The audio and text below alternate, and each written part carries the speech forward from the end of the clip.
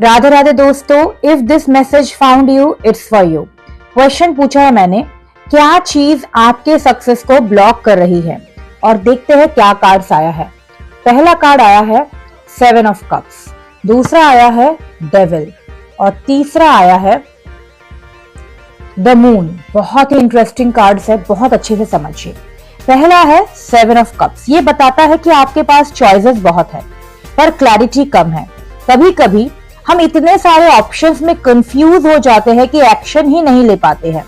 For example, जैसे कोई बंदा डिसाइड ही नहीं कर पा रहा है कि जॉब को बदल लूं या बिजनेस स्टार्ट कर लूं, और इस कंफ्यूजन में वहीं का वहीं रह जाता है, एकदम मूव नहीं कर पाता है।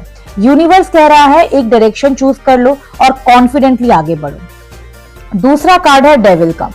डेविल से ही आपको दिख रहा है ओवर थिंकिंग, अटैचमेंट या टॉक्सिक पैटर्न आपको रोक रहा है। शायद आप किसी कंफर्ट जोन में फंस चुके हो, टॉक्सिक रिलेशनशिप में फंस चुके हो या नेगेटिव हैबिट में फंस चुके हो जिससे निकलना मुश्किल हो रहा है।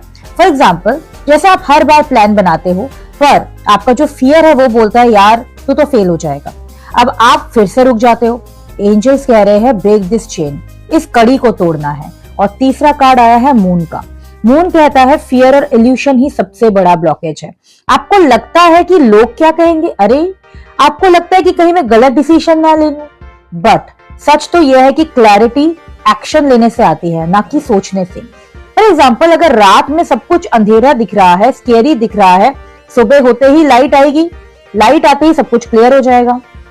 तो यहाँ इन तीनों से मुझे जो कलेक्टिव मैसेज आ रहा है कि आपका जो सक्सेस है ना, इसका ब्लॉकेज कोई और नहीं, आपके अपने डाउट्स है, आपके अपने फेयर्स है। अब समय आ गया है इस इल्यूशन से बाहर निकलने का। बोलिए, I release confusion, I choose courage, I walk in clarity. If this message resonated, comment करिए I claim clarity and success because your next chapter begins when the fear ends. Radhe Radhe.